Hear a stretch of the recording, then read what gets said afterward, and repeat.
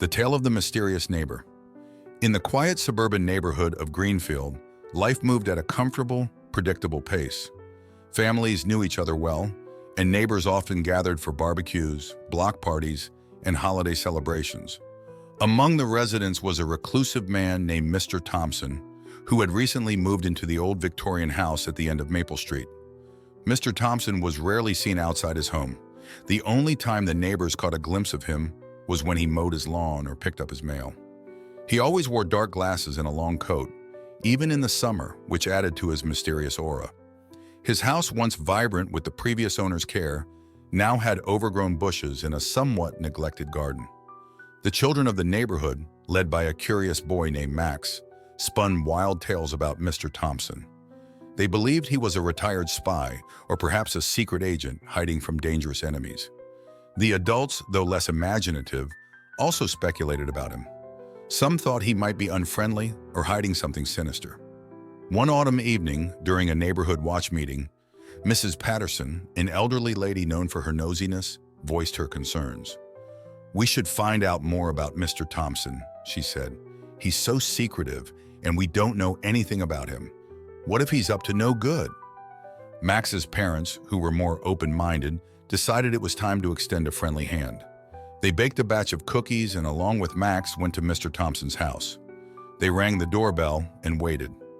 After a moment, the door creaked open and Mr. Thompson appeared, looking surprised. "Hello, Mr. Thompson," Max's mother said with a warm smile. "We're your neighbors, the Parkers. We thought we'd bring you some cookies and welcome you to the neighborhood." Mr. Thompson hesitated, then smiled gently. "Thank you. That's very kind of you. Please, come in." The Parkers entered the house, expecting it to be dark and gloomy. Instead, they found it to be cozy and well-decorated, with bookshelves lined with classics and paintings adorning the walls. Mr. Thompson led them to the living room, where they sat and chatted over tea. As they talked, Mr. Thompson revealed that he was a retired literature professor who had moved to Greenfield for a quiet life after his wife passed away the previous year.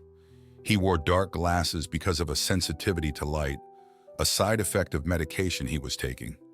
His reclusiveness was not due to unfriendly intentions, but because he was still grieving and adjusting to his new life. Max, fascinated by the stories of literature and Mr. Thompson's travels, found a new friend in him. The Parkers left that evening with a new perspective, eager to share the truth with their neighbors. The next day during the block party, Max's parents explained Mr. Thompson's situation to the other residents. The neighborhood's attitude shifted from suspicion to sympathy and understanding. They organized a community effort to help Mr. Thompson with his garden and invited him to their gatherings. Over time, Mr. Thompson became a beloved member of the Greenfield community. He hosted book clubs, shared his vast knowledge with the children, and found comfort in the company of his new friends. The neighborhood learned a valuable lesson, that appearances can be deceiving, and that understanding and kindness can reveal the true nature of a person. The moral of the story is, appearances can be deceiving. Thank you for watching. Please comment, like, and subscribe so we can produce more stories like this one.